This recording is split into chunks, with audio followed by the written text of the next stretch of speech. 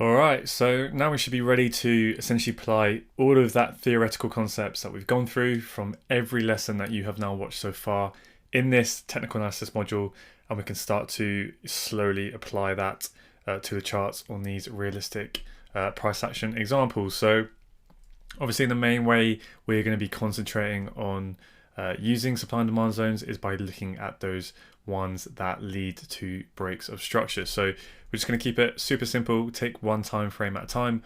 Again, as always, starting from our top time frame and then slowly working our way down. So this was the range that we were looking at, but what I'm actually going to do is just quickly go through back a little bit of price action just to show you, again, how this literally just applies to any time frame you are looking at. So if we look at this big weekly break of structure here to the downside, as we can see, right, I talked about the decisional and the extreme, right? Obviously somewhere up here is that extreme weekly supply zone, which price has come up nowhere near since it was created back up here in around May 2014. But then what do we have down here? We had this buy before the sell, that pivot created demand. So if I draw this on, right, so you can draw it from the bullish candle, right, all the way up to the wick. So I'll just zoom straight in so you can see what I'm doing, right? This bullish candle to the wick there, and I'm just putting my weekly template, right? And that is essentially your pivot created supply that led to the break of this major weekly low here. And then we can drag that across and we can see that's where price spiked up.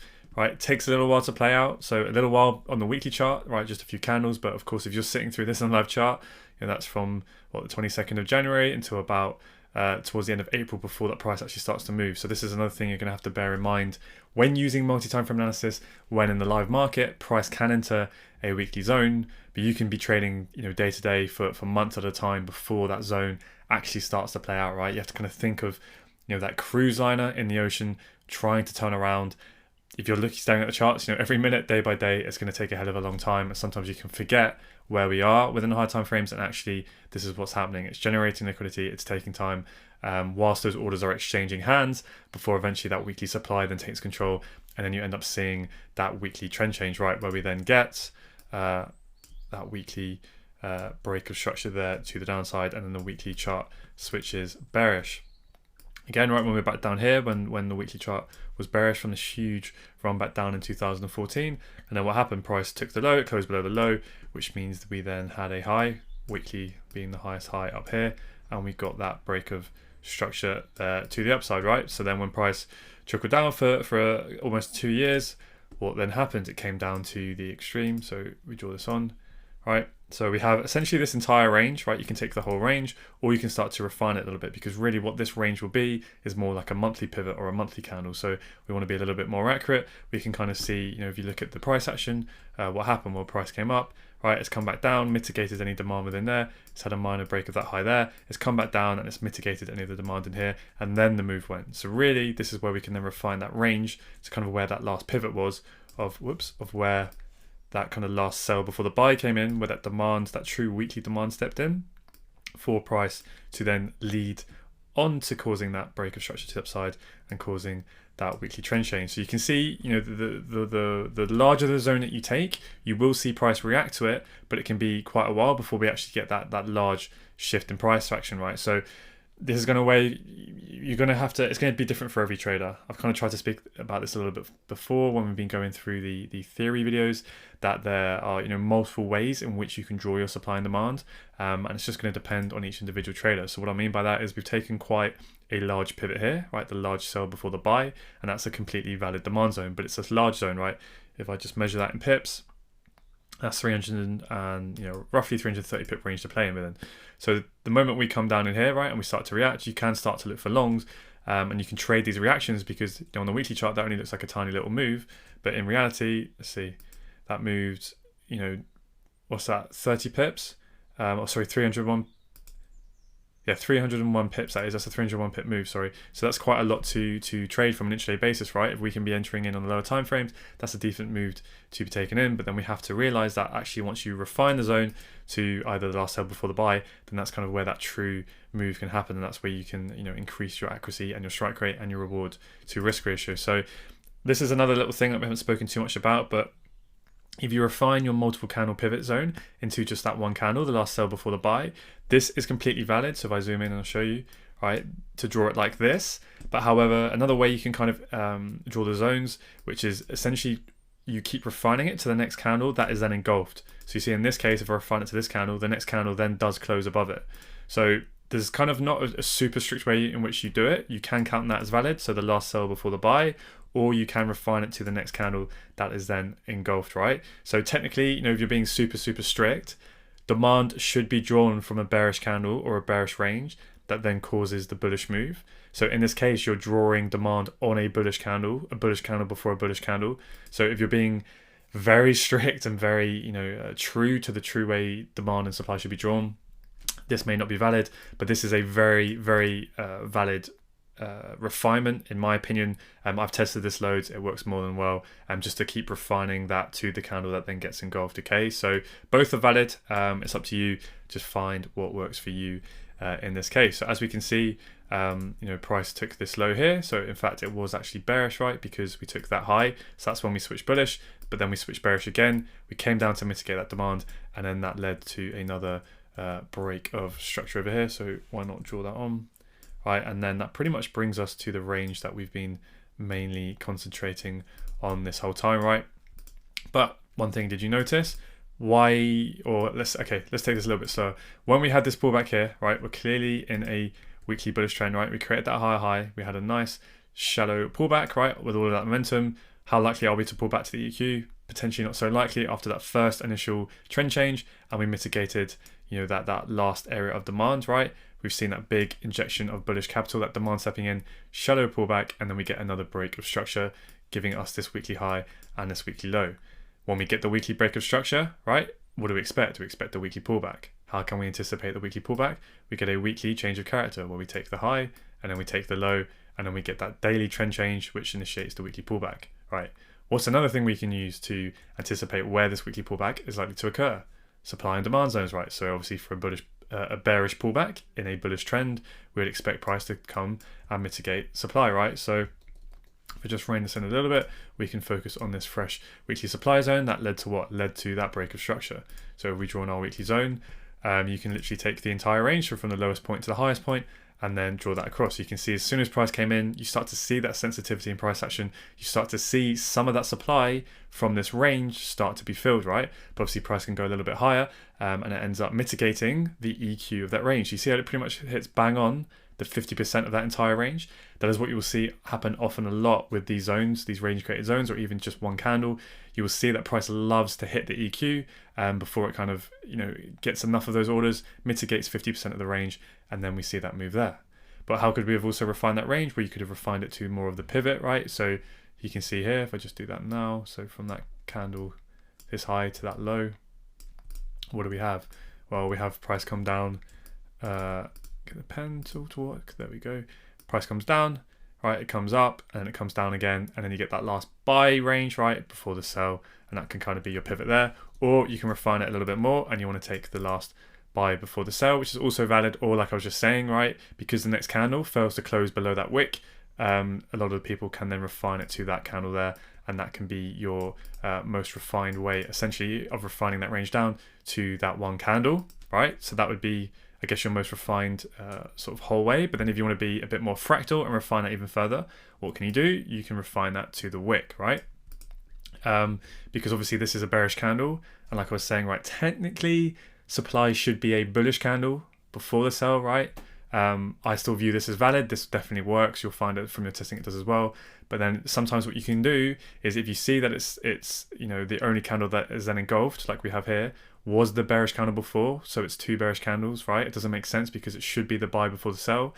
Then what you'll often find, not always, but what you'll often find when that happens is that you can then refine it to the wick, right? Do that fractal refinement, because on a lower time frame, this wick here will very likely have that bullish candle in this wick, right? That then gets engulfed, and then if you were to, you know, go and look at that wick on a lower time frame, that up move here will be a bullish candle followed by a bearish candle on the daily or the 4 hour, right? So on and so forth. So we're getting a little bit lost in the detail here, right? These are very extra kind of little refinements. They don't make a massive difference. This is kind of for you more advanced guys, or you guys kind of further on in your journey. It's not the be all and the end all. What really matters here is that you've refined this whole range, which is probably more likely to be a big monthly candle, right? And you just refine that down to either that last pivot, right, that kind of last bullish bit before the sell, or you can refine it all the way down to that one candle, okay?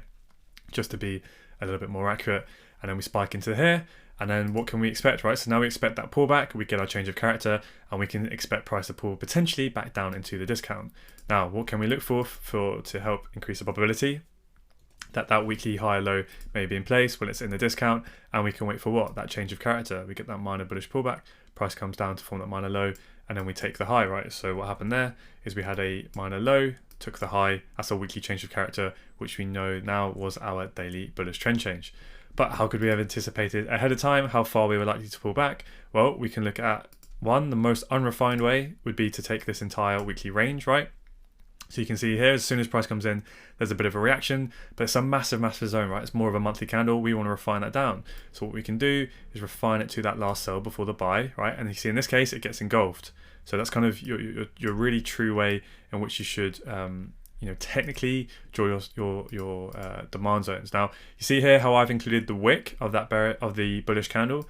You don't have to do this, but it's the way I do it. I would advise you do it, because what's really happened, right, is price has been selling, right? That weekly candle closes, but that doesn't stop. Price keeps going down in this candle here, and then the demand steps in, right? So that's why I always include the wick, because what can also happen, right, is if you only draw the weekly zone just on the bearish candle, what can sometimes happen is price didn't, in this case, or at least so far, price can come down, it can come a little bit lower than your zone, and it can react to the demand that's within that wick, and then price can go. So that's why I would always advise you do cover the wick in that case, okay?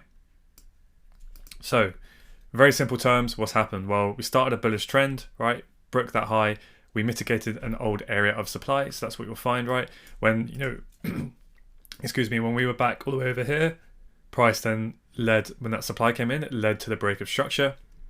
If we were looking to trade the market back then and we see that pullback, right, we could anticipate that price may want to come up to that origin, that extreme supply zone that led to the break of structure down here, right, and then we could look for shorts, then continue that move. But of course, it doesn't have to do that.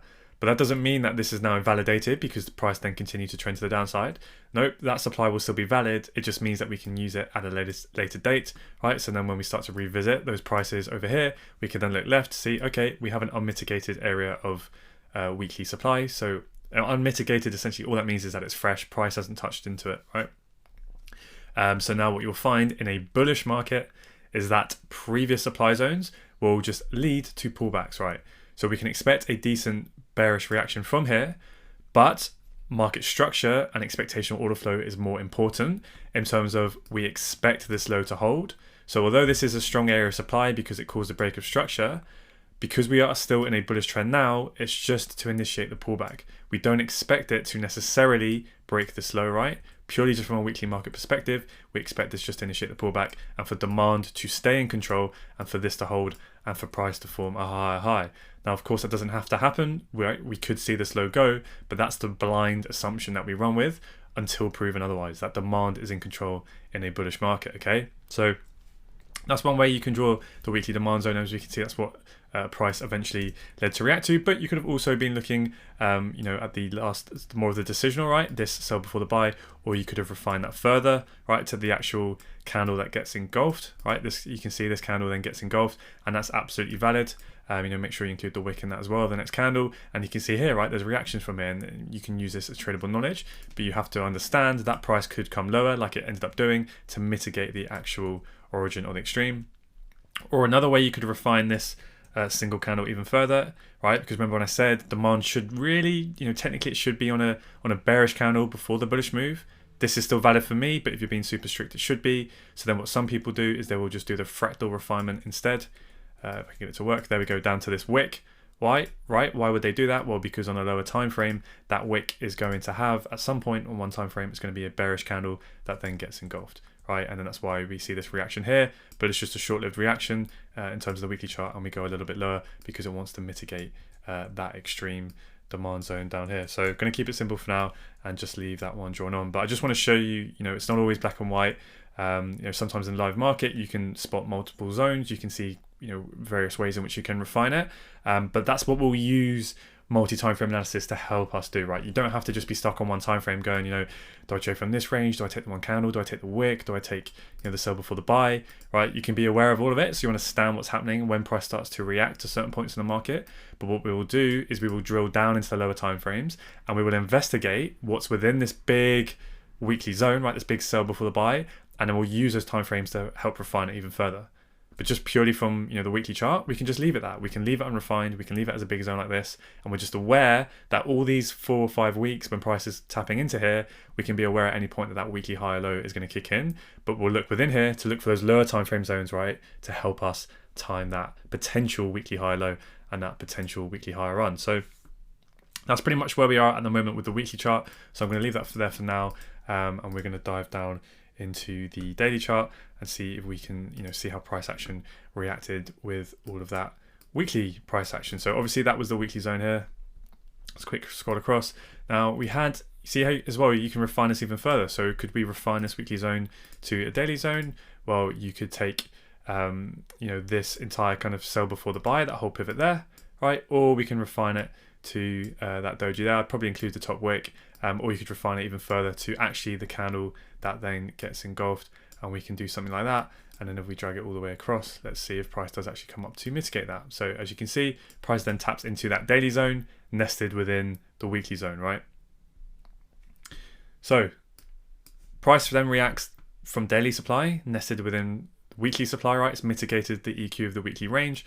Then what do we get? We get that daily change of character, right? When we break that minor daily low, which would most likely be what? Our 4-hour swing low, so our 4-hour bearish trend change.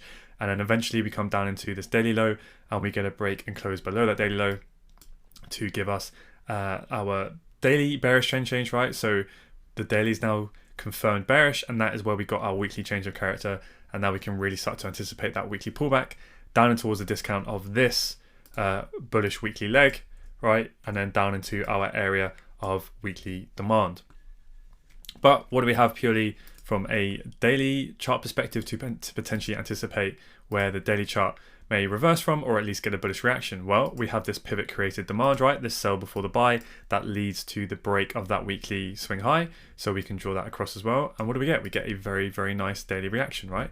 But what we have to understand is this whole time, it's just a decisional. Price can definitely come down to any of these areas of demand within the extreme and come down towards this weekly zone. So these are still tradable because, as you can see, we get really nice sustained daily move that, at least from an intraday perspective as well, we can take advantage of.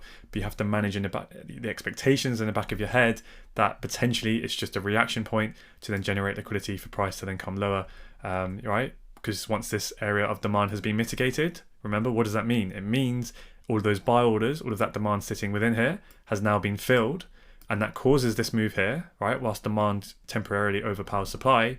But because we are still in a bearish market, because this is the daily swing high, price fails to close above it, right? So the daily has remained bearish, right? And then we come lower, because we're in that bearish trend the entire time, daily supply is in control. So when we come up here and we fail to close above, we grab that liquidity and we start coming down. We assume that this is a weak low. But what has also happened from a demand perspective? Well, all of those orders have been filled. So now when price comes down, right, there's nothing stopping it, because this has already caused that move away. So now there's just pretty much a vacuum for price to smash through. And that's why you see these big bearish candles for the most part, right? Because there's no demand until we get down to here. Because what do we have down here? All right, we have this inside bar, right? You can either take that whole, it's pretty messy price action, but you have this whole big sell before the buy candle, right? Which you can see if we get another reaction from, or you could refine that down to the inside bar, right? Still include the wick, or you could refine it to just the candle of the inside bar. There we go, right? Because remember, an inside bar is just a range on a lower time frame, and these are very good, candles to keep an eye out on. Now, you can use an indicator because, as you can see here, they're colored white for me. I'll put a link to that in the notes below the video. You can put those on your charts, and it can really help you just to spot them at a glance. So again, this is an old area of demand. It's still fresh. And we just expect a reaction. We expect a pullback to initiate from there. We do not expect the daily to go on and make a higher high and have a trend change, right? Because we just expect the daily trend to continue until it doesn't, right? We don't try and second guess too much. So when price comes into this inside bar, that can help us to either manage any shorts we're in, right? Well, it doesn't really matter. It's just, we just use it as trading information, right? So you can either use it to manage any shorts you're in, to understand a pullback's about to kick in, or you can look to play those counter trend daily pullbacks, and you can look to potentially get in long here, but just managing your expectations that it's just a short-term pullback, a short-term live move, and we're likely to come lower because now the demand has been filled, the demand has been cleared. So now when price forms its lower high, it does what it needs to do, right? Now it can smash straight through because there's nothing stopping in its way until what? Until it encounters more demand to then initiate another bullish move, right? So from a daily chart perspective, what could we start to look at within this massive weekly zone to help refine us, right? Well, we do have this inside bar here, but you can kind of see it was already mitigated by this wick, so it's not the best zone. You can start to get a little bit more fractal, and you can look within the wick of that inside bar because that would still be fresh. So the wick of that inside bar is likely something on the 4-hour chart, and if I draw it across, you can see you just get a short-term pause. Now it pauses there for 3 days. So look, from a daily chart perspective, nothing happened. It looks like it instantly failed. But from an intraday perspective, right, we can use that as decent information. But ultimately, price came lower to do what? To mitigate this large candle here, right? Because remember what I was saying about the true areas of demand should be the sell before the buy. So if you drew this whole sell range, which is really what we've done with the weekly demand zone, right? And we just refine it on the daily down to the last sell before the buy, that is definitely valid, right? And if we draw this across, we haven't come down there yet, you may see a reaction. But for me personally, I don't view that as valid because when this zone was created, where we had the sell on the 2nd of November, and then it was engulfed by the buy on the 3rd of November, right? What happened the next day? Well, we had all of this demand created here, and I would be looking at the demand zone, but the very next day, price comes down, it fills all of those orders, it smashes straight through, right? So the minute for me I see the demand zone has been spiked through, that means demand has all been absorbed, right? It's failed, price has gone lower, and then the demand stepped in to go. So for me personally, I would not view that as a valid demand zone, and I would then evolve that to this candle here, right? This big doji here, and then this is the candle that gets engulfed. Now, there's 2 reasons why we may want to refine this daily zone to make it even smaller and why it would be valid. One, because it's obviously a massive zone, but 2, remember, it should really technically be the bearish candle before the buy. For me, this is still valid, but what you can then do is refine it to the wick just to make it a bit smaller, but also because within that wick, there will then be a bearish candle on a lower time frame that then led to that bullish break.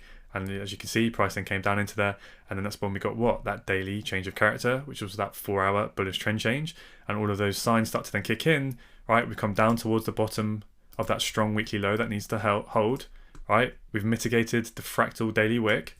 We've got a daily change of character, right? So the 4-hour switching bullish. And then this is when we come in to our daily. It's still bearish at this point, right? That's our daily strong lower high. It did cause a lower low. So when price comes back up, purely from a daily chart perspective, what do we expect at this point? We expect a daily lower high to form, right? We expect the strong high to hold, and we should expect this to come down and take out this low, right? So what could we look at that point is we could look at some daily supply zones, and we have this pivot buy to sell candle here, right? If I draw that on, and what happens? Price does pause there, right? Whilst that battle between demand and supply is occurring, right? It's battling with each other. It's pauses there for 1, 2, 3, 4 days, right? But eventually price breaks up a bit higher. So this is where you can see that supply is starting to fail and demand is starting to step in, and eventually we do break up higher and we get that daily bearish, bullish trend change, right? But it all led from kind of, starting to use multi-time frame analysis now, that price shouldn't break this weekly low. The weekly's bullish. It's come down to pretty much the extreme daily nested within the weekly chart. We've got a daily change of character. The 4 hours now bullish, right? Supply is starting to fail, and then we get that break of structure, and then the daily starts to change trend, right? So at this point in time, when price is here, we can be looking for shorts, and it would be pro daily trend, but we kind of have to use lower time frame confirmations that potentially know that reversal may be about to occur, right? So then at this point, right, if we just look at purely the daily chart, I mean, I've kind of missed some of the old price action. Let's have a quick look back up here, right? If we just jump back a bit, when price started to change down here, right, we got this daily break of structure. And then what do we have purely in terms of supply? Well, we kind of have this pivot created supply here. But how can we refine that a little bit more? You can refine it to the inside bar. That would be valid, right? And you can see the price reacts and we push down further. Then we get another break of structure, right? Price then pulls back. We have this pivot created supply here, right? Sometimes you have to include the wicks as well. And it's a little bit messy. Price will spike up a little bit higher, right? And mitigate something within here. But generally you can see this is a whole area of supply that led to the break of structure. Price pulls back up into it. We expect that lower high to form. It tries to go down lower, but then it fails, right? So it pushes up a little bit higher. It fails to close above that daily high, so we do switch bearish. But what did it want to do? It wanted to come up to try and mitigate some higher area of supply. Then we came down lower, and then we took out this low here, right? So there is unmitigated areas of supply over here, right? This candle here and this candle up here. In fact, what I'll do is draw it on. So whenever these supply zones are created, right, they're not always going to be mitigated straight away in that current bearish trend, because you can see price pulled up. Right, it didn't come up to this one, but what did it react off? It reacted more kind of off these buy to sell wicks down here, right? Some supply on a lower time frame, and then we went down. But these old supply zones, now that we are bullish, what do they become? They become reaction points. So they're not continuation points, because when we are bearish, price can pull back up to them and continue the bearish trend. Whoops! But when we switch bullish and we get that bullish breaker structure to the upside, old fresh supply zones just become points where we can anticipate pullbacks, right? But we don't expect them to have, you know, those full-on trend reversal moves. It's just to initiate a pullback. That supply is then used up, creating the way for the trend to then continue, right? Just think about it as like it mitigates it, it clears the path for that demand to then continue up to the upside, right? So then again, if I drag this across, what do we have? We have the buy before the sell. Price comes up over here, it mitigates it, it initiates a pullback. But that whole time, what is happening? Price is pulling back then into demand, and that's why demand is respected more. So we have this wick here, right? You can see price then comes into that daily zone there, and then we get a break of structure. Now, in this case, the more you refine, remember I said you increase your risk to reward, right? So if we had this origin demand zone down here, where we're looking, that led to this break of structure here, right? We'd be looking for price to potentially come down and mitigate that to form a higher low to then continue, but it ends up not doing that. It just ends up taking, if we don't refine it as much and I draw it to the whole pivot, right? The sell before the buy, we can see that that's what it reacted from. So this is something that you're just going to have to kind of, you know, find within what makes most sense to you. You'll get it just with time, experience, and data collection, whether or not you're happy to always draw from the range. And then when you're looking at this in the live market and price pulls back into your daily range, you are aware that we could go lower, we could come down to this single candle, or we could even come down right down to the wicks to try and mitigate these wicks. As long as this low is still held, that's fine. Price could come all the way down to these wicks before we go, and that will increase your risk to reward. But you may potentially miss out on a lot of moves. So the reason, you know, what some of you may want to do is you may want to be a bit more loose with your higher time frame ranges, right? Take the bigger ranges, but then you're happy to then jump down to the lower time frames and just, you know, wait for that bullish order flow to start kicking in on the 4 hour and the 15 minute to then get in a little bit earlier. But you accept that could just be a short-term reaction for price to then come lower, and it may actually then want to mitigate the actual candle of the zone, and then we may go, okay? So hopefully that makes sense. But it was just something that you will kind of start to get with time and practice. So we get another break of structure to the upside, and then we start to initiate that pullback. So what is price reacting to? It's starting to react to kind of the apex of the top of the weekly range up here. Now, at first glance, if you were to draw on the daily zone, you know, you have this whole buy to sell. So of course, you know, that would be the most unrefined way of drawing the daily zone. If you were to draw it all across, we've already had a bit of a reaction there. We even had a reaction there. We've come up high and filled more orders, but I like to be a little bit more refined than that. So what I would do is refine it all the way up to the last buy before the sell, which you can see price reacted to. But then you may want to be even a bit more accurate, because as you can see, the next candle didn't actually close out below that low, which if you've been super strict, if you've been, I keep saying, if you've been very, very, very strict, technically it should do. This is still valid the way I've drawn it like that. As you can see, it does work. But if you know, do it the way where it should be, the next candle should be engulfed, then technically you should evolve the zone to this next bearish candle here, right? Because then that candle closes below. But what did I say, right? When demand, you know, again, if I'm being super, super strict, this is still valid to me. But if you're being super, super strict and you want your demand to be drawn on a bullish candle, then what can you do to understand what's going on the lower time frames is you can use fractal refinements, and you can see what do we have. We have buy to sell wicks, right? Because price comes down with those wicks, it pulls back up, right, as we can see by the wick, and then the candle comes down. So what is that on a lower time frame? That's pivot created supply. So if you were to draw, get rid of the paintbrush tool, your zone from those daily buy to sell wicks, right? That is the most refined way of how we have then refined that whole buy to sell range down to that fractal refinement. And you can see here, price didn't actually mitigate it there, it just missed it. And that is then what price is then reacting to, is something on the lower time frames where there was that buy to sell pivot. That is what price is then reacting to here. We start to get those changes of character and we start to break to the downside. And then, yeah, this demand zone, ends up initially failing. So if I was to draw on this daily demand zone over here, right, what do we get?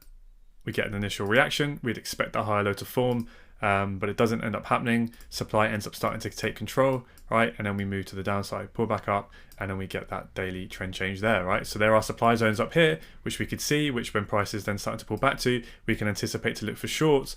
But, as we said before, when you get that first initial trend change, momentum is very high. It's not very likely price is going to want to pull all the way back up. But this supply zone is still valid, right? I haven't drawn it on for price at a later point to come back up. But if we were to, right, this is where price action is now in live market. If we were to start breaking structure to the upside and then come up to this old supply zone, as long as price is still bullish when we get there, what am I expecting? I'm expecting just a reaction to initiate a pullback. I'm not necessarily expecting that we're then going to go on to form a lower low. Why? Because market structure is king. Not supply and demand zones, but market structure. As long as market structure is bullish at that point, the expectational order flow for me is the blind assumption that we are going to stay bullish, so we're just initiating a pullback. Now, of course, that doesn't mean that you can, start to potentially anticipate ahead of time, like this move up here, that, potentially we are going to get that reversal. Of course you can, but you need to stack a hell of a lot of confidence when you're going to do that and use, zones and all of the concepts that we use across multiple time frames to try and anticipate, right, where that is potentially going to happen.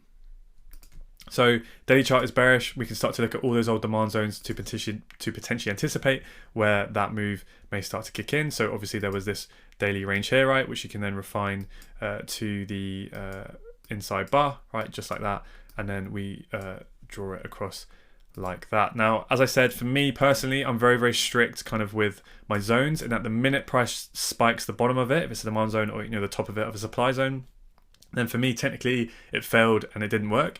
Now, in this case, it looks like we went straight through and we failed, but this is a bit of an anomaly, this one, because I remember, obviously looking at this in the live market, and actually it shows it that it did that on our charts with the price action candles, that it did move below the zone. But all that is at 10 p.m. GMT, right, when we have those spread hours, when market liquidity is really thin and the spreads blow out. That's essentially what just happened there. This was created at 10 p.m. If you go and look on sort of the lower time frames, it was just because the spreads blew out, and as soon as those spreads narrowed back again, price was trading within that zone. So yeah, don't worry too much if that doesn't make too sense, but essentially this was just more just reflecting the spreads blowing out, and it wasn't really per se price trading below. So I personally view that as this inside bar range holding, and then price actually pushing up a little bit higher, but doesn't really matter too much there.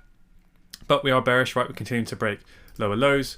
What do? We then come back up and we react to this fractal wick here, right? It'll be a lot clearer on the lower time frames, more specifically probably the 4-hour time frame, right? And then we continue to move up lower, and what we're reacting to initiate those pullbacks, we're reacting to previous demand zones, right? Because this demand zone was more of the origin, right? That led to that break of structure, that caused that change of character. So when price comes back into it, what do we get? We can start to anticipate that we will get a bit more of a bullish move. All right, nice pivot created demand zone there, and you can even refine that even further to the wick, which will be more than likely a 4-hour zone, but I'm just going to leave that there for now. And then we push up a little bit higher, but we respect the trend, right? Keep that lower high in place. We sweep this minor high, just a bit of sweep of liquidity, but of course we'll talk about that in later lessons. All right, we mitigate that buy to sell there, and then we drop down lower and create more supply, which we have not used yet. And then we get a break of this low. What happens? Price comes into this inside bar here. We've seen a bit of a reaction. It's tried to go lower, and at the moment it looks like it's failing. We haven't quite gone above this high yet, but I would anticipate we're probably going to see that failure of supply. We may get a deeper pullback, potentially up to anywhere within this area here, right, where there may be some daily supply, or because we're starting to now take these highs, potentially that could just be, price starting to then move higher, and for price to go up higher from there. Because what have we done? We've filled up more orders within this daily zone here, right? Because that's a massive daily zone. Anywhere within this wick, all of that demand's going to be in there. We never know, how much is going to be left within the zone. But of course, the further price pushes towards that EQ, generally the more it will be mitigated. So here, it just reacted from the edge, just reacted from what we call the distal, but there's still more orders within the zone. As we can see, prices come lower to mitigate those to potentially now try and cause that daily trend change. So from a daily chart perspective, appreciate it looks a little bit messy when you start to draw on all of your zones. But yeah, that's what happens when you're kind of testing and just going over price action. When we are in the live market, we are not going to have our charts looking like this when we have every single zone drawn on. Generally, what you want to do is just focus on what is price reacting from now, what are the fresh and mitigated zones that it can come up to, and just use whatever is going to help you to build that story.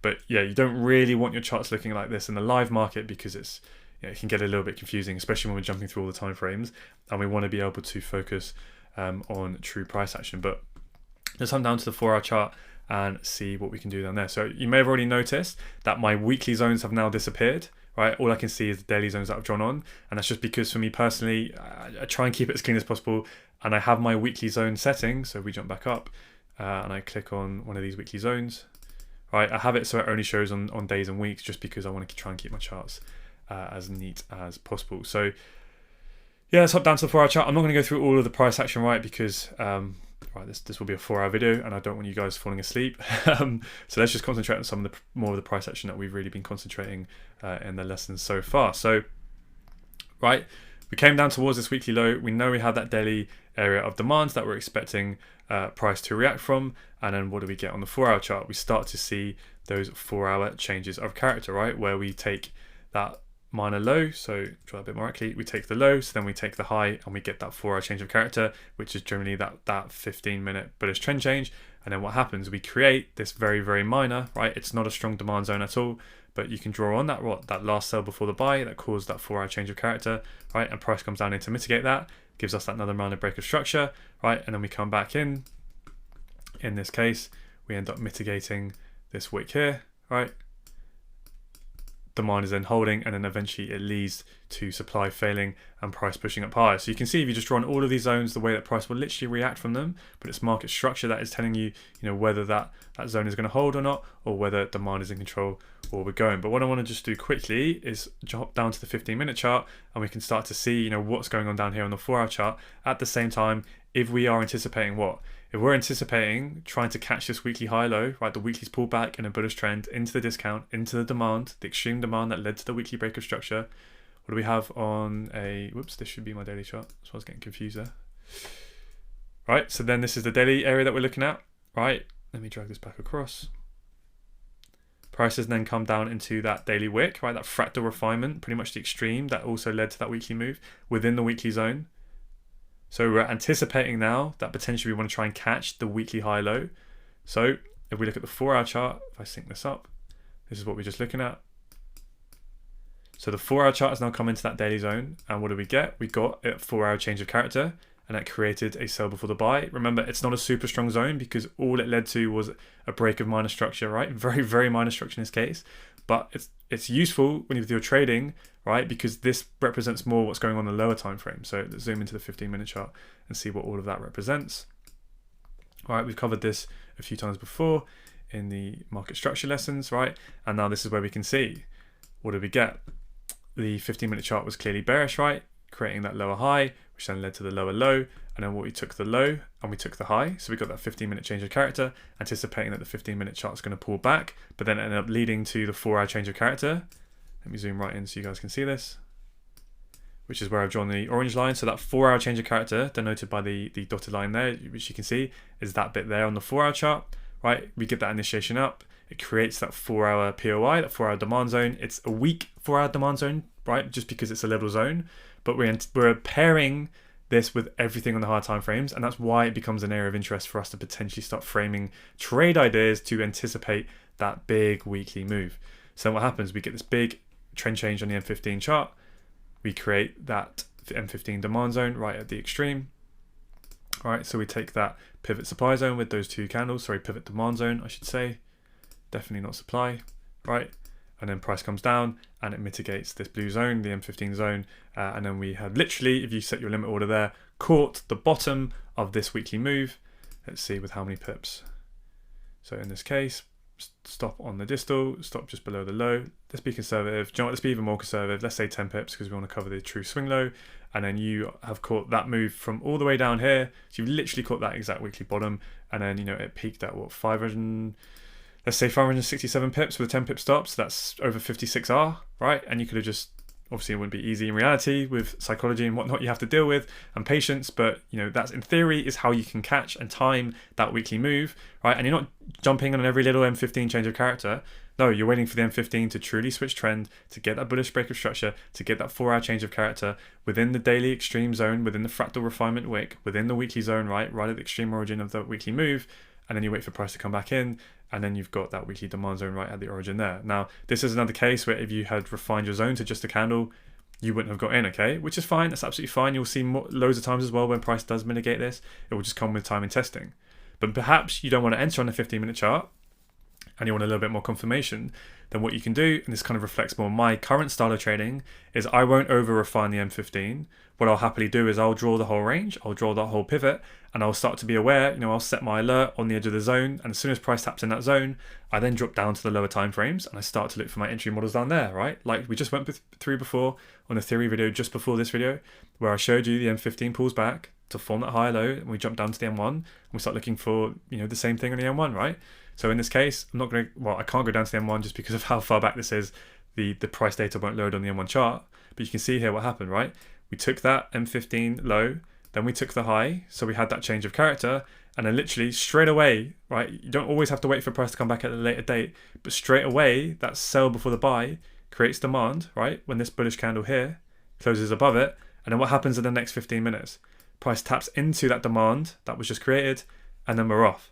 Right, so sometimes it's really quick, and we'll be looking at this potentially on the M1, or you don't have to. Again, you could just wait for that extra confirmation, right? Prices come into here, we've got the change of character, we've created another area of M15 demand.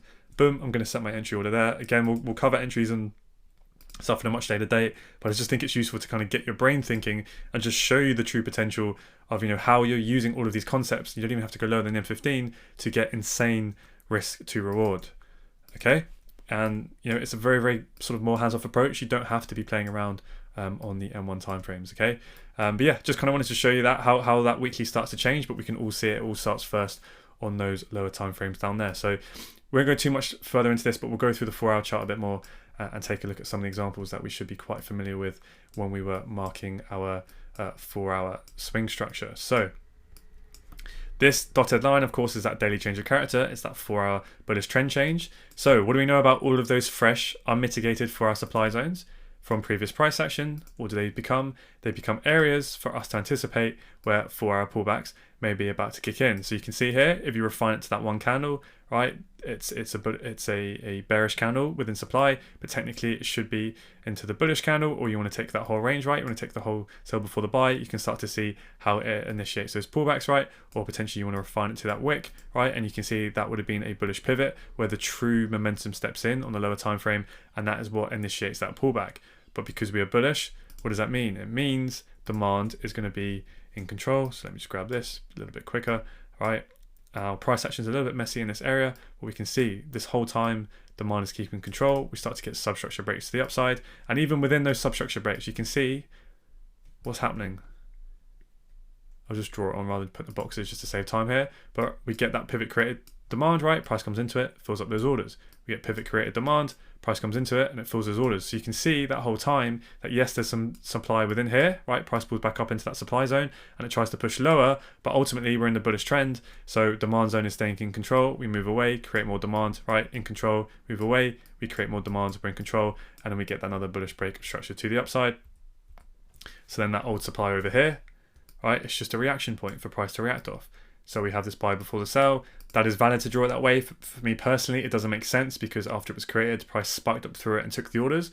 So for me, those wicks show where the true supply is because price went up and then sold off, and it's that pivot that I personally am interested in. So I refine it to that wick there, and that for me is the fractal refinement, and that is where price tries to pull back as it fills up those orders.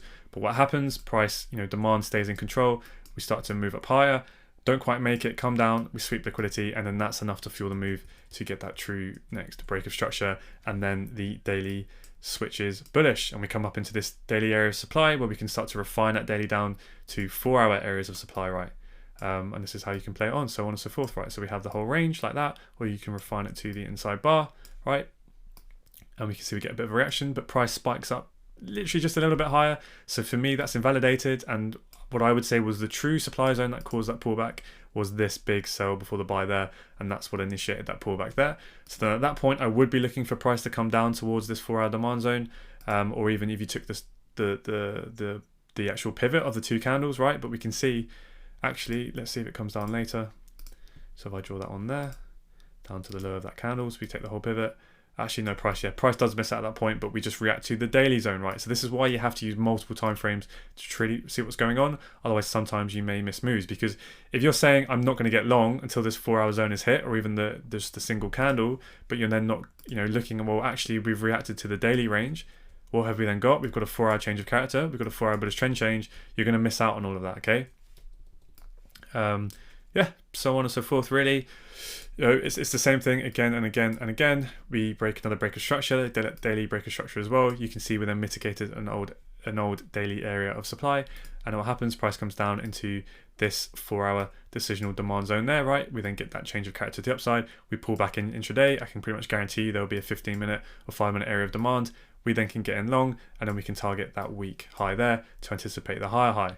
Where do we know that pullback's likely to kick in? When we mitigate an old area of supply, which you can see we drew on earlier, right? That daily area of supply, we mitigate that. Then we do have areas of demand, right? That would be a decisional area of demand, right? That's sell before the buy. And what happens? Well, you can see we got a reaction. Price came down. That big wick means price moved up, right? It tried to go up higher, but it ultimately failed. So why is demand starting to fail? Well, because we've come up into an area of daily supply. So that's starting to overpower 4-hour demand, right? And then that leads to what? A 4-hour trend change, which is the daily change of character. So then what happens when we get that bearish trend change? Well, we can anticipate that now supply is in control. So what do we draw on? The buy before the sell at the extreme. Price comes up into that supply zone. Then what do we get? We get that 4-hour change of character, right? It switches in bearish. And then we can start to look at those internal areas of supply. Yes, they didn't cause swing structure breaks, but they caused minor breaks of structure to the downside, right? It took out that minor low. You can even refine it to that candle there, right? Price pulls back up in. Boom, we've got all the confirmation that we need now to, at a minimum, target this week 4-hour low, right? Supply is clearly in control, and then we move down and take out that low. We come into that area of daily demand, because at this time, the daily is still bullish, right? I'll show you 2 time frames at once would probably be useful, wouldn't it? So this whole section of 4-hour price action here, as you can see, is this daily section of price action here. So at this point, the daily chart is still bullish, right? We had that higher high, and we're just anticipating that we're going to get that daily higher low, and we're going to continue that move. We're going to continue that weekly move, right? But that doesn't mean that we can't trade the 4-hour and intraday price action short down into these regions until the 4-hour switches bullish again. And this is how we can do that, right? We can see the 4-hour being bearish within here, and again, we get that break of structure. We then mitigate this area of daily demand. We then get that change of character to the upside, and we can see demand in control, right? But then what happens? If I zoom in a little bit, we have another 4-hour area of supply, right? Make sure you include the wick as well. We drag it across, price comes into that area, spikes it, we get a change of character to the downside.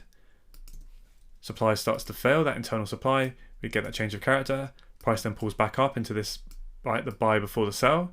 So we're then mitigating that demand. Yes, it's a little bit messy, but this is how you can clear it all up on the lower time frames as well. But it's just so you can see what's happening. We pull up into that supply zone. Supply is now filled. Demand's all being cleared out, right? With these wicks here, it's filled all of the demand in with there. So now when it's mitigated the supply and all of those sellers step in, what happens?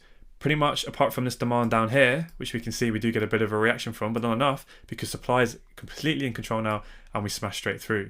We mitigate some more orders, right, within that daily zone. We can refine that to the 4-hour candles within here to initiate another pullback, but ultimately we get that change of character again, right? Change of character there. We then pull back up into that newly created supply, right, within that buy before the sell, and then again, all the demand within this wick has been cleared out by this wick here. So then when we mitigate supply up here, we're then ready to tank straight down through. So I'm just going to get rid of those messy orange lines.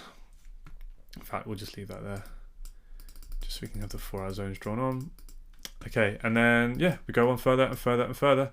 We have a very, very aggressive sell-off here, and then we come down and mitigate those old areas of demand, push a little bit lower, and we start to get those pullbacks. Yeah, so on and so forth. Let's try and just look at a few more interesting areas of price action, because I think you guys are probably hopefully starting to get the hang of things now, right? We come down into this daily extreme, the old extreme that initiated that weekly high low. But if you remember from a market structure standpoint, what did we expect when the weekly mitigated this area of demand? We expected the weekly chart to form that higher high. Now, the minute it starts to come down with a lot of momentum, the daily is bearish. We can anticipate with a pretty strong, and high degree of accuracy and high degree of probability that this weekly low is a weak low because it failed to do its job. It failed to take out the high. So when we start to come down, the daily's bearish with a lot of momentum. We can expect purely from a market structure standpoint that this low is likely to get run, which is what ended up happening, okay?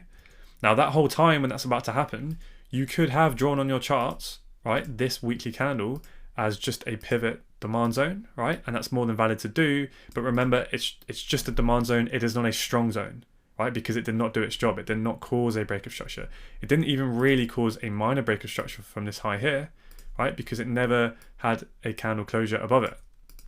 Okay, now the reason why some of you may want to draw this on, because you may be thinking, why would I bother to draw on a weak zone on a low that we expect to get taken? Well, the reason why is because it's a weekly zone, and like I said, even if it's a weak zone, I know it's really confusing because weak and weekly sound the same, so especially when English is not your first language, but the reason why I would personally still draw this on, even though I'm expecting price to ultimately go through it, is because nearly every zone will have some form of a reaction, as we can see here, right? We had that bullish reaction with this candle on the week of the 26th of July, and how big was that? Let's have a quick look. That was a 160 pip move. But from an intraday standpoint, right, that's what happened here. This is this entire move, which we can take advantage of, and we can trade, and we can make a hell of a lot of percentage and money, and are doing that. So that's why we draw it on. But I'm always managing my expectation that this move is very likely to be short-lived. It's likely to just be a daily pullback, running some of this trendline liquidity for price to then come down lower, right, and ultimately take out that low. Right, so that's why I would personally draw it on, but I am aware in the back of my mind the difference between this weekly zone here, which is a strong zone that led to a break of structure, compared to this just being a pivot zone, which I expect a very short-term bullish bounce from, just a bit of a reaction point, okay? So I did just kind of want to cover that. But yeah, this whole zone is still valid, right? There can still be orders even down into around this wick that price ultimately may want to come down to before potentially that weekly high low goes, and we could go to the upside, or of course we could be switching bearish now and we could start a new trend. No idea.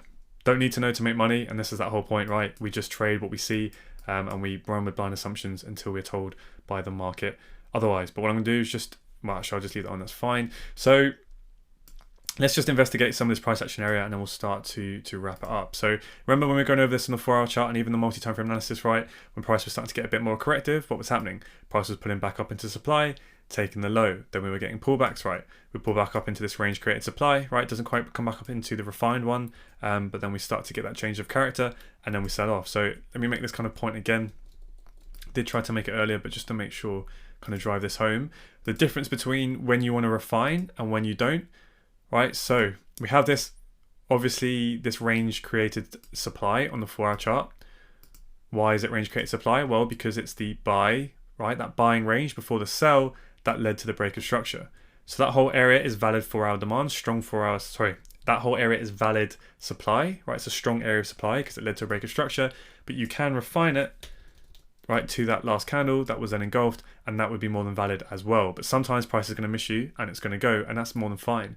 But what you can do is just take the whole range and then look for those lower time frame confirmations and wait for price to start to break structure to the downside, which is what ends up happening here, right? We break that structure to the downside and we take that low there, and then we start to go. And what you can actually see now is that in reality, price was reacting from this sell to buy wicks, right, within here, and it starts to go, which would be probably more than, let's investigate that on the 15-minute chart actually. Let's see if we can see it. It might be low on the 15-minute chart, but let's go back to, where was that? The 14th of July. So around this area here, yeah, I mean, without, before I even zoom in, you can see that's clearly on the 15-minute chart where a load of supply stepped in, right? And what was that? Well, if we draw on the 15-minute chart, it was a super clean M15 bullish candle, right, before the sell, where the hell of a lot of momentum came in, and that's what price came up to mitigate, right? So if you're kind of thinking there, and this, you're kind of new to supply and demand, and you're thinking, how am I going to see all these little fractal refinements and know which one's going to react to, or do I take the whole range, or do I take that last candle, or do I take just the wick of that candle? Don't panic, right? It'll be fine. I promise you this will become so much easier with time and experience. But what will happen is we're just understanding what's going on here. So we understand what those buy to sell wicks mean on the lower time frame, but we don't have to have perfect guesses that that's where price is going to reverse from, because we're always going to be constantly using multi-time frames to help us refine this 4-hour zone into, you know, 3 or 4 potential M15 zones within that whole zone, right? So this big grey box here is that 4 hours range I've just been spoken about. And then what we can do is we can leave it there, and then we can go, okay, well, I'm going to jump down to lower time frames, and I'm going to refine that 4 hour zone to a few more points that look good on the M15, right? And I go, okay, I've got these kind of 3 points that I'd be interested in. Obviously, I always would love to be trading from the extreme, because that's going to give me, you know, generally the highest strike rate and risk to reward, because if this zone fails, well, then I'm wrong anyway, because price is most likely switching bullish on the 4 hour chart, right? But now what we've done is we've taken that whole 4 hour range, that whole buy to sell range, right? We've now refined that down to 3 M15 zones. Now, which M15 zone is going to hold? I have no idea, but I don't need to know, because I can just trade all 3 of them when price comes into there, and I can wait for price to confirm what I need to see with my entry models on the lower time frames as price comes into there, right? So on the lower time frame, we would have seen a breaker structure to the downside here, or pull back up into an M1 supply zone, and then we can take that short, and then we're in the move, okay? But yes, price easily could have had a short-term move, reacted from demand from here, but we can remove risk, we can pay ourselves a bit, we can take partial profits, and we can even look to get long here, and take the hedge and trade up higher to our next zone. And then we just look for the same thing to happen again and again. It may be short-lived, it may react from demand, and it may come up higher, finally react from the extreme, and then we go. And we have no idea, but we just continue to be neutral, identify high probability areas of where we expect lower highs or higher lows to form. We wait for our entry models, we wait for confirmation, we enter, we manage our risk, right, accordingly, and then we pay ourselves along the way, and we just keep doing it again and again and again. And this is kind of what I mean by no one knows where the market will go, and you don't need to know to make money. You just identify high probability areas, you try and get on the right side of the market as much as possible by using market structure. You then use multi-time frame analysis, supply and demand zones, right, premium and discount, just to help increase the probability and how far you can push those moves as much as possible, okay? Now again, charts are starting to look very, very messy, and we haven't even drawn on that many zones. There's a lot of zones I haven't drawn on, and I haven't put all the lower time frame stuff on. But yeah, don't worry. In the live market, we will have our charts as clean as possible. But this is just a really good exercise, to see, how the charts start to play out. Now, I won't do any more just because I don't want this video to go on for hours. We're going to get a lot more practice with this as we go through the next lessons, as we apply more and more concepts, but also, of course, with the weekly. The live market stuff week in, week out, as we cover the live price action as it forms. You'll just see it, in real practice as we go through this, and you'll see it play out again and again and again, and you'll just start to get really familiar with this. So yeah, this is now your time to do the work. Jump on your charts. Hopefully you've still got this layout saved down, and just start to take, just take one time frame at a time, literally just a weekly chart. Just look at it, look at all the big zones that it reacts to, look at the ones that fail. Then I would recommend that you just kind of take one sort of area on the weekly chart, like this big range here, and then you can draw down into lower time frames, draw on all your daily zones, right? See which ones work, see which ones don't, and then refine those daily zones on the 4 hour chart. You can draw all the other ones on, right? So on and so forth, and then this is kind of how you'll really start to get to grips with it, is if you go and look at the true turning points, so all of the swing points, right, on the 4 hour chart or whatever time frame, then just jump down into there and investigate that on the lower time frame, investigate it on the 15-minute chart of how could I have anticipated that turning, right, and how could I have got in. So let's look at this move up here, right, where we got that break of structure. Where were we? Up here. All right, and go, well, how could I have anticipated that on the 15-minute chart? Well, that dotted line, that 4 hour change of character, was what? It was a 15-minute break of structure, that 15-minute bearish trend change. So then that whole time, now the 15-minute is playing within what? This bearish range. So how can we anticipate where to catch that 15-minute lower high? And then you start to draw on all of your supply zones, right? There's always, not always, but a lot of times there's going to be multiple, and you'll see which ones are going to hold and which ones aren't. So what do we have? Let's actually just look at this, and then we'll kind of wrap it up there.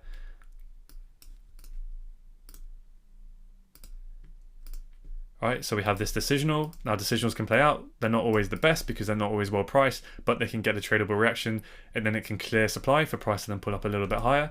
And then what do we have? We have this buy before the sell here that we can also look to potentially take a short from, which we can see price initially has a reaction to, but then it pushes up deeper to catch more orders.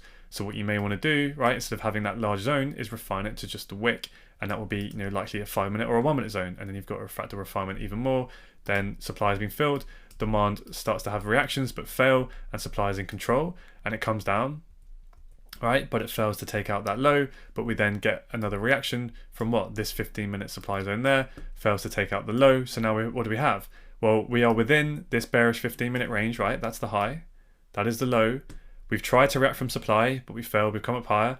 We've tried to react from supply, we've failed. We've come up higher, but this supply here does hold. We tried to go lower again, but we failed. So what does that mean? It means these are weak highs, right? So we can clear this up a little bit now. Let's put the range that we're playing within. Now, we get that break of structure. So then what happens? This becomes our, what? It becomes our 15-minute high, right? That would be our 15-minute high that we'd need to see hold. Price tries to come up higher. It fails to close above it. So that means we remain bearish. We get a grab of liquidity and we go. And what did price react from? Well, this is where you could have had this whole unmitigated buy before the sell, right? Or you could refine to the doji, but it would ultimately actually reacted from, because it just misses that, was what? It was these buy before the sell wicks here that price reacted to. Now again, you're going to think, well, which one do I draw my zone from? How am I going to know if it's going to be the whole range, or if it's just going to be this wick up here, or this buy to sell wicks here? Right, because there's going to be zones all over the place.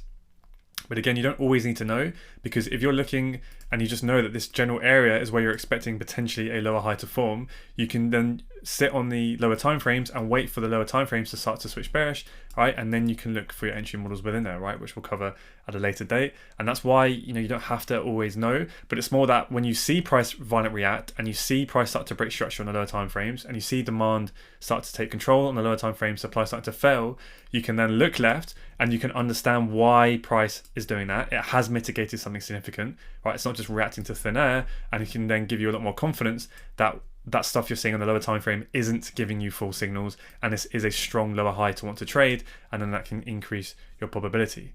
Now, of course, there are other things that we can do to anticipate ahead of time which zones are going to be higher probability, because in this case, this buy to sell wicks was actually a demand, a supply to demand flip, which we'll cover at a later date. I don't want you worrying about that too much just now, but there are things that we can do, right, that will help us ahead of time to anticipate that.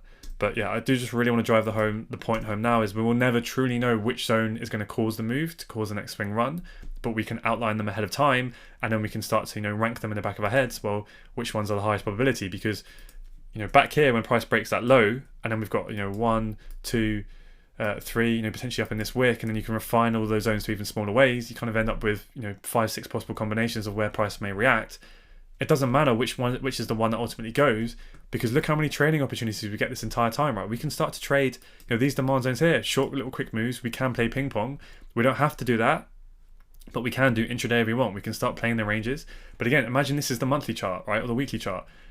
These are going to be big moves we can take advantage of. It's just having an understanding that although this is a, you know, this is right here, this is an M15 demand zone, and that's why you often see a reaction to the upside.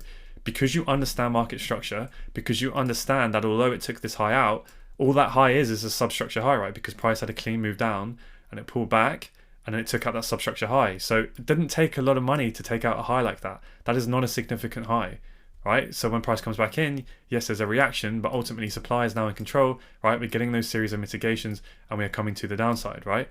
Now, in this case, price then does push back up, but supply is in control again. And then old areas of demand here, right? Demand there, small time reaction. We come back down, right? So on and so forth. And then we have old areas of supply. Yeah, anyway, I'm beating this to death a little bit. I want to leave that there now before this goes on a little bit too long. But yeah, hopefully you guys have started to take some value from that. Play around with it. Yeah, start to draw your zones on there. If you're getting a little bit overwhelmed, just keep it simple again. Just go back up to the weekly time frame. Just concentrate on the big swing points of the market, right? Don't even worry too much about the kind of the decisionals and everything in the middle. Concentrate on those big swings initially. You know, the real obvious ones on the daily chart. And then, you know, even if you literally just had this daily zone drawn down here within the weekly chart, then go down to the 4-hour chart and just anticipate how you could use the 4-hour, the 15, maybe even lower, to anticipate all of those big daily swings, right? Yes, we can trade all this in the middle and you will learn how to do that, but it's a lot more advanced, it's a lot more messy. What I would advise now, my best advice would be, is just go down to all of these big swing points, right, where all your big circles are, and just concentrate on those. Because those are the highest probability areas for us to be looking to position ourselves, because they're going to give us the highest risk to reward positions, rather than trying to trade the mess in the middle.